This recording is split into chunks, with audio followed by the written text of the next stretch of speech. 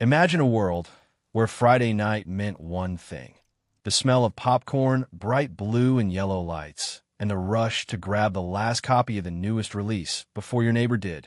For 20 years, one company didn't just dominate the entertainment industry, they were the industry.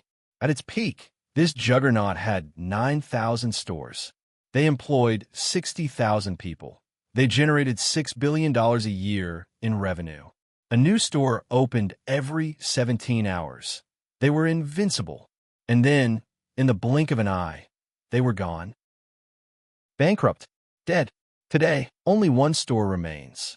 But here is the twisted part. Everyone thinks they know who killed Blockbuster. You think it was Netflix, you think it was the internet. But you're wrong. The true story of the rise and fall of Blockbuster isn't about technology. It's about a fatal addiction to easy money, a boardroom war that destroyed a rescue plan, and a $50 million mistake that cost them a $200 billion future. This is the hidden chapter of Blockbuster. To understand the collapse, we have to understand the genius of the rise. It begins in 1985 with a man named David Cook. Cook wasn't a movie buff. He was a software guy. He used to manage data for the oil and gas industry. When he looked at the video rental market, he didn't see art. He saw a data problem. In the mid-'80s, video stores were small, disorganized mom-and-pop shops. They kept tapes behind the counter and had terrible selection. Cook built a massive database. He used barcodes, which were revolutionary at the time, to track every single tape. He knew exactly who was renting what and where they lived. He opened the first Blockbuster in Dallas with 8,000 tapes, 4 times more than competitors. It was a sensation, but the real explosion happened when a billionaire waste management tycoon named Wayne Huizenga bought the company. Huizenga looked at Blockbuster and said, "This isn't a video business. This is a real estate business." They used Cook's data to predict the perfect location for every store. They knew the demographics, the income levels, even the traffic patterns. They called it the 3-mile rule. If you lived in a suburb, they made sure a Blockbuster was never more than a 10-minute drive away. By 1994, Blockbuster was sold to Viacom for $8.4 billion. They were the kings of the world. But hidden in their balance sheet was a toxic secret, a revenue stream they became addicted to, a poison that would eventually turn their own customers against them. That poison was late fees. By the early 2000s, Blockbuster wasn't just in the movie rental business. They were in the penalty business. At their height, nearly 16% of their total revenue came from charging you for keeping Titanic one day too long. That is $800 million a year, purely from customer mistakes. This created a dangerous dynamic. The company's profits relied on their customers failing. They didn't want you to return the movie on time. They needed you to be late.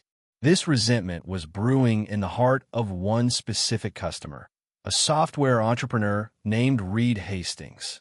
The year is 2000. The dot-com bubble has just burst.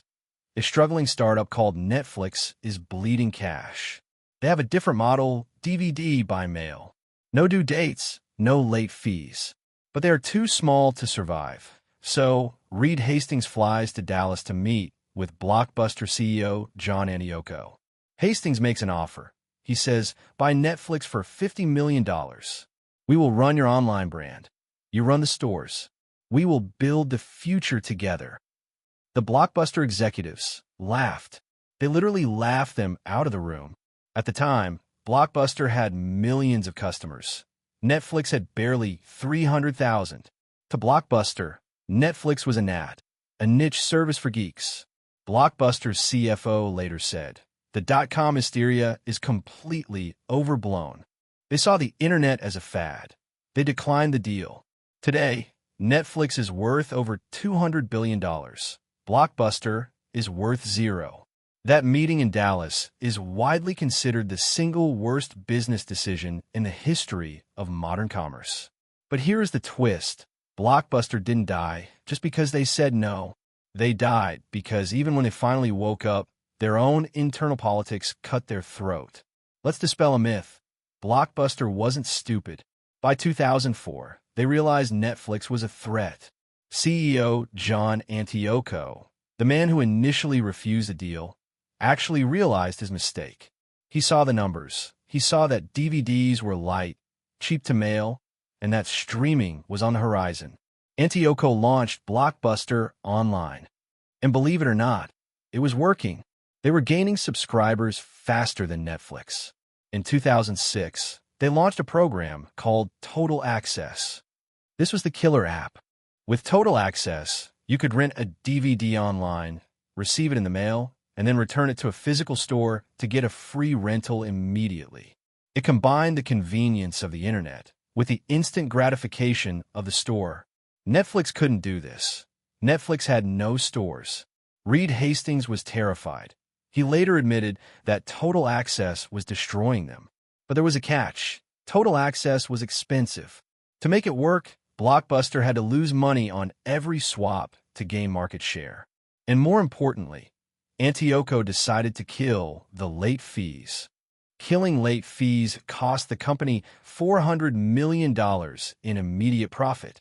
Antioco was playing the long game. He was willing to lose money now to survive the next decade. But on Wall Street, the long game doesn't matter if you have a shark in the water. Enter Carl Icahn, one of the most feared corporate raiders on Wall Street. Icahn bought a massive stake in Blockbuster, and he was furious. He didn't care about the future of streaming. He cared about the stock price today. Icahn looked at Antioco's strategy and saw waste. Why are we spending millions on this online platform? Why do we cut late fees? That's free money. A brutal civil war broke out in the boardroom. Antioco argued that if they didn't adapt, they would die. Icahn argued that they should focus on the stores and maximize profit. In 2007, the shareholders sided with the money. Antioco was pushed out. Carl Icahn installed a new CEO, James Keyes. Keyes was a retail guy, the former CEO of 7-Eleven. His strategy? Focus on the stores. Keyes immediately rolled back the online initiatives. He raised prices. He brought back late fees under a different name. And in a move that seems insane today, he focused on selling more popcorn, candy, and toys. He turned a tech war into a convenience store strategy. He literally snatched defeat from the jaws of victory. But there was another anchor dragging them down, one that almost nobody talks about: debt. When Blockbuster split from Viacom years earlier, they were saddled with nearly $1 billion in debt. This is crucial. When the 2008 financial crisis hit, credit froze. Blockbuster needed money to pivot, to build a streaming service to fight the new enemy, Hulu and Netflix streaming. But they couldn't borrow a dime. They were drowning in interest payments. Here is the final nail in the coffin. In 2008, while Netflix was perfecting streaming technology, the new Blockbuster CEO, James Keyes, made a baffling move. He didn't try to buy a tech company. He tried to buy Circuit City. Yes, the failing electronics retailer. Keyes thought that if he bought Circuit City, he could sell electronic devices to play movies on. It was like buying a ticket to the Titanic after it had already hit the iceberg. Fortunately, the deal fell through because Circuit City went bankrupt first. Meanwhile, a new competitor had emerged: Redbox. While Blockbuster ignored the low-end market, Redbox put kiosks in every grocery store in America. Blockbuster was now being attacked from the sky by Netflix streaming and from the ground by Redbox kiosks. They were surrounded. On September 23, 2010, Blockbuster filed for Chapter 11 bankruptcy. The blue and yellow signs that once lit up 9,000 street corners were taken down, one by one. So, what can we learn from this $6 billion collapse? This isn't just history. These are warnings for every entrepreneur and business owner watching today. Lesson 1. If you don't cannibalize your own business, someone else will. Blockbuster was afraid to fully embrace streaming because it would hurt their store profits. They protected the old model at the expense of the new one. This is called the innovator's dilemma. You must be willing to kill your cash cow to feed the future. Netflix did this perfectly. They destroyed their own DVD business to build streaming. Lesson 2. Dismissing a competitor because they are small or niche is fatal. Blockbuster ignored Netflix because they were small. They ignored Redbox because kiosks seemed cheap. But disruption always starts at the bottom. It starts with a product that is worse, but cheaper or more convenient. And then it gets better. By the time the giant notices, it's too late. Lesson 3. Culture eats strategy for breakfast. Blockbuster actually had the right strategy in 2006. Total Access was working, but their corporate culture and their investors were addicted to short-term profits. They fired the only guy who saw the future because the medicine tasted too bitter. In the end, Blockbuster wasn't killed by technology. It was killed by hubris. The arrogance to believe they were too big to fail. The arrogance to laugh at a $50 million deal. And the arrogance to choose quarterly profits over long-term survival. Today, the brand lives on only as a punchline and a single, lonely store in Bend, Oregon, a museum to a fallen empire. But here is the scary part. Blockbuster isn't the only giant to fall because they refuse to buy the future. There's another company, an internet pioneer, that had the chance to buy Google for $1 million and Facebook for $1 billion. And they said no to both. I'm talking about Yahoo. Their story of missed opportunities makes Blockbuster look like a minor mistake. This is the hidden chapter of Blockbuster. If you want to understand how to avoid these catastrophic business mistakes, make sure you hit that subscribe button and turn on notifications. You do not want to miss our deep dive into the disaster of Yahoo. Drop a comment below. Do you miss wandering the aisles of Blockbuster, or are you glad they're gone? Let me know. Thank you for watching.